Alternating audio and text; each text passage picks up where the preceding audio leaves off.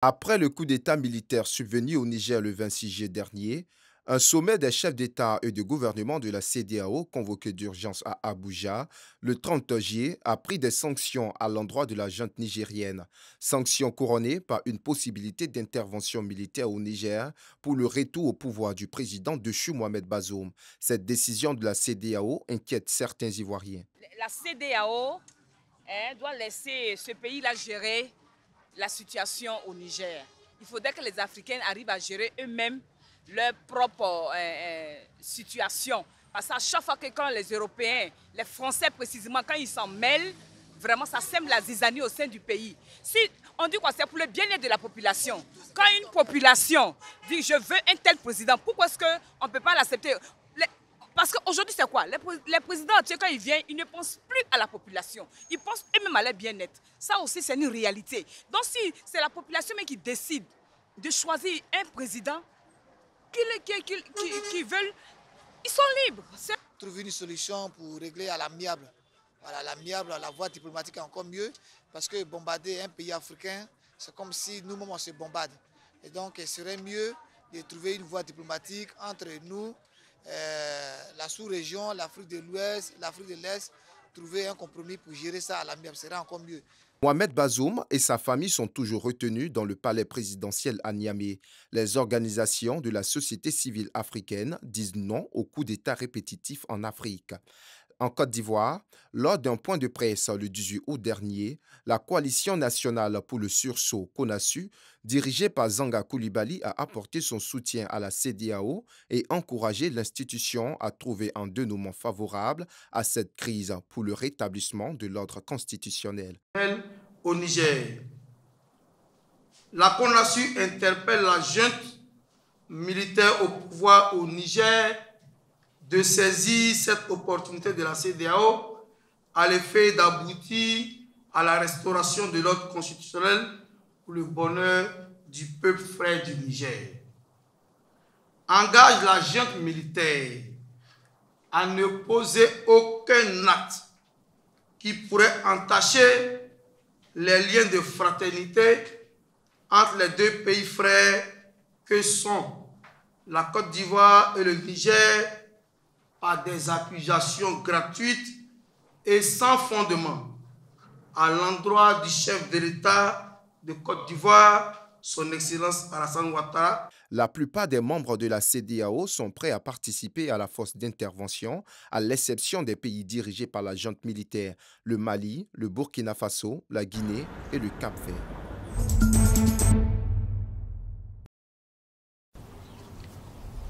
Au cœur de la pittoresque ville balnéaire de Grand-Bassam se trouve le quartier Mokéville, un endroit prometteur mais confronté à des difficultés majeures. Pendant la saison des pluies, ce quartier situé dans un environnement marécageux se transforme en un labyrinthe d'eau stagnante. En l'absence de revêtement bitumineux, Mokéville devient rapidement inondé. Les habitants ainsi que les taxis communaux ont du mal à naviguer dans ce labyrinthe d'eau et de boue. C'est difficile, c'est très difficile de sortir du quartier puisqu'il y a les taxis qui ne veulent plus rentrer. Ils sont obligés de nous laisser en bordure de route et puis on est obligé de marcher jusqu'à la maison. Vous avez vu tout à l'heure ce que nous avons fait tout à l'heure. On est obligé de faire un peu avec les enfants pour aller au marché, au travail et tout. C'est difficile. Ces problèmes ont de multiples répercussions. Les véhicules tombent fréquemment en panne et les taxis communaux évitent ces voies détrempées. Évidemment, cela perturbe la mobilité urbaine, laissant les résidents souvent bloqués et incapables d'atteindre leur destination à temps. Cette situation de crise a engendré une vive frustration chez les résidents, qui attendent désespérément l'intervention des autorités municipales. Le paradoxe est évident.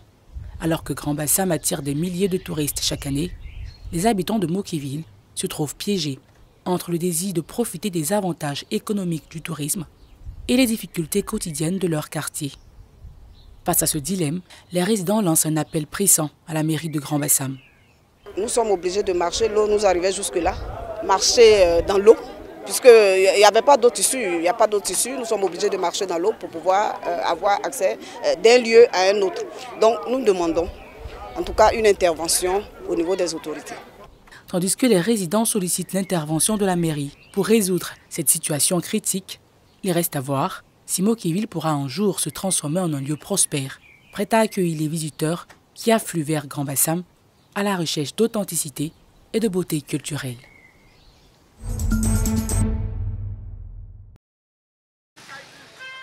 Agboville, région de l'Agné-Bichiassa. Les populations font face à une pénurie d'eau depuis plus d'une semaine maintenant. L'activité clandestine des orpailleurs est la cause réelle de cette situation que traversent les habitants d'Agboville. Quand il y a une enfant même qui sont venus laver les moutons ici, ils ont dit qu'après avoir lavé ces bêtes-là, ils sont nagés dans cette eau. Et ils ont vu que vraiment leur corps les grattait. En tout cas, d'habitude, voilà, c'est une couleur noire. Et aujourd'hui, on voit, vous voyez la couleur. On ne sait pas si c'est jaune ou si c'est une eau bouilleuse. Comme s'il y a quelque chose qui s'est fait dans cette eau. Cette coloration anormale du fleuve Agbo a des conséquences directes sur la pêche menée par les autochtones. Il faut dire les premières conséquences d'abord, c'est au niveau même de ce fleuve-là. Les pêcheurs, en tout cas, ils ont vu que leur rendement a diminué. Parce qu'ils n'arrivent plus à attraper de gros poissons encore, ils n'arrivent plus à attraper des poissons encore. C'est la même coloration d'eau que les habitants d'Agboville recevaient ces jours-ci dans leur ménage. Par mesure, la desserte d'eau est interrompue par la scie. Voilà ça, il n'y a pas l'eau dedans, il ouvre jusqu'à les dernières choses. Voilà ça. Bon, ça fait maintenant 4 jours, hein. Ça fait 4 jours. Ça fait 4 jours qu'on n'a pas d'eau. Au quartier Médina, où réside ce jeune du nom de Souleymane Diaby, les riverains consomment l'eau du puits. Sans conséquence, disent-ils. Retour aux vieilles habitudes, situation oblige. 3 citernes seulement pour la commune, c'est pas facile, tout le monde ne peut pas avoir. Ne dit-on pas que l'eau est source de vie? Ce problème d'eau potable qui tire sa source du fleuve Agbo a changé les habitudes chez les vendeuses de nourriture à Agboville. L'eau du puits est désormais servie à table à la clientèle. D'autres clients acceptent de boire, d'autres ne boivent pas, tout ça. En tout cas, il y a des clients qui se plaignent. Des fois, là, moi, je n'ai pas le temps, comme je vends un ticket là, donc je utilise ça comme ça.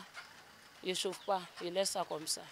Monsieur Dao est fonctionnaire. C'est dans cette cour familiale, non loin du fleuve, au quartier artisanal, qu'il fit plus de la moitié de sa vie. Les échanges avec lui ont permis de comprendre que le fleuve Agbo menace aussi les habitants de plusieurs quartiers ces dernières années en saison des pluies. Sur la route de Sokora où les voitures passent, avant ce coin c'était un trou. Maintenant c'est devenu une montagne.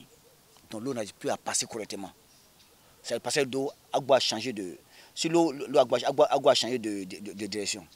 Donc dès qu'il pleut, l'eau qui doit normalement partir revient vers les gens du quartier. Vous voyez? Donc Agbo a besoin d'être élargi, d'être creusé. Voilà. Puis tout dernièrement, avec les travaux de la citerne là, ils ont dû déposer 10 tonnes de béton au fond de l'eau. L'eau n'est pas partie, puisque Agbo coule en bas, c'est pas en haut. Avec le truc qu'ils ont mis en bas, les bétons qu'ils ont mis en bas du pont là, quand Agbo vient, ça arrive jusqu'au niveau, à ce niveau-là, où la dame a arrêté là, jusqu'à ce niveau. Alors que sinon avant on n'a pas ce problème. Quand Agbo vient, ça s'arrête là, puis ça s'en va. En 2022, la montée des eaux du fleuve Agbo a fait 400 familles déplacées. Selon plusieurs sources locales, une équipe de chimistes est à pied d'œuvre pour traiter l'eau du fleuve Agbo. Les populations sont impatientes de voir sortir de leur robinet une eau potable les prochaines heures.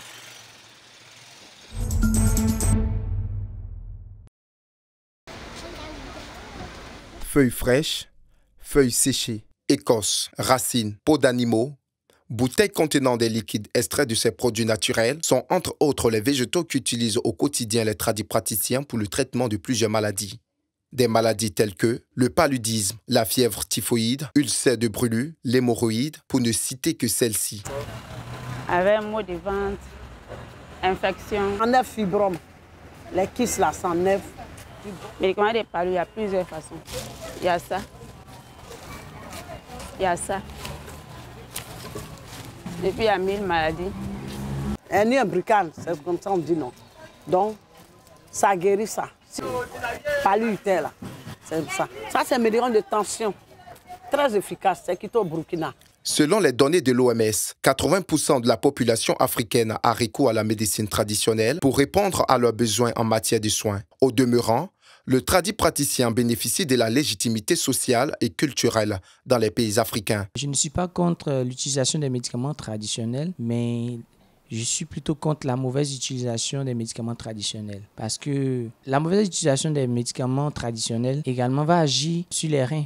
Parce que tout ce qui est produit, qui doit être filtré, va passer par les reins. Et lorsque le dosage n'est pas maîtrisé ou calculé, ça va agir sur les reins. Et à la longue, il va y avoir plusieurs pathologies au niveau des reins. On pourrait parler d'insuffisance rénale certainement et autres maladies qui proviennent des reins. La médecine traditionnelle nécessite une connaissance approfondie, voire une initiation au tradipraticien afin de ne pas détériorer la santé de son consommateur. Bon, si tu veux utiliser les feuilles, tu cherches quelqu'un spécial. Parce qu'on ne peut pas utiliser les médicaments comme ça. Il y a des feuilles qui tuent. Donc, on ne peut pas boire tous les médicaments comme ça. Il faut que tu t'approches de quelqu'un. Tu n'es pour prouver que maman vend les médicaments. Donc, on fait ensemble. Donc, c'est fait qu'il a maîtrisé les médicaments. C'est grâce à ces connaissances acquises durant des années que les tradipraticiens font des prescriptions à leurs patients. Sans doute, ni crainte, ces patients utilisent ces produits en suivant à la lettre la posologie conseillée. Si tu prends, tu mets dans l'eau et tu masses dans l'eau, tu prends l'eau là, tu bois et tu vas à la selle, tous les déchets dans le ventre, une maladie là, ça sort. Pour grandes personnes, puis il y a les enfants. Bon, c'est pour grandes personnes. Pour boire seulement ou pour se laver, parce qu'il y a des feuilles. C'est pour boire, tu veux. C'est le cas de cette jeune dame qui décide de confier sa santé à Dame Kadi, vendeuse de médicaments traditionnels. Élodie, cette habituée des traitements à l'indigénat, explique les raisons pour lesquelles elle s'attache à ce type de traitement. Depuis toute petite, nos mamans utilisaient les médicaments traditionnels pour nous soigner. Moi, je préfère les feuilles que les médicaments de pharmacie. Parce que les médicaments de pharmacie, ça calme le paludisme. Mais les feuilles, en tout cas, ça finit totalement. Je peux faire, bon, quand j'utilise les feuilles comme ça, je peux faire au moins 6 mois sans tomber malade. La médecine traditionnelle est intégrée dans le système de santé publique en Côte d'Ivoire. Chaque année, 5 millions de malades sont suivis et traités par des tradipraticiens dans le pays.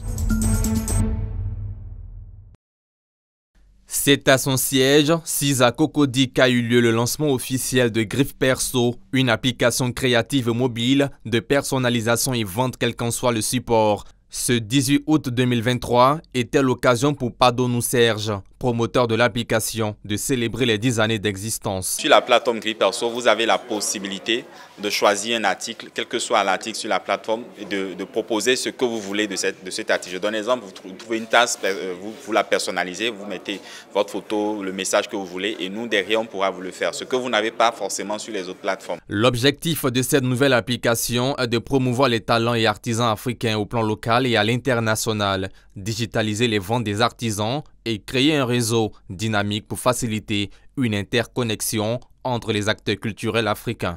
C'est très inspirant dans le sens où aujourd'hui, qu'on le veuille ou pas, tous les domaines sont en train d'être digitalisés et l'artisanat ne peut pas être épargné. De toute façon, c'est un domaine de créativité et la technologie est en pleine expansion, en pleine évolution et c'est bénéfique en fait pour les artisans d'exploiter la technologie dans leur création. Créé au Bénin en 2013 et aujourd'hui présenté en Côte d'Ivoire, Griffe Perso Côte d'Ivoire se veut être la nouvelle solution digitale de développement du secteur artisanal ivoirien.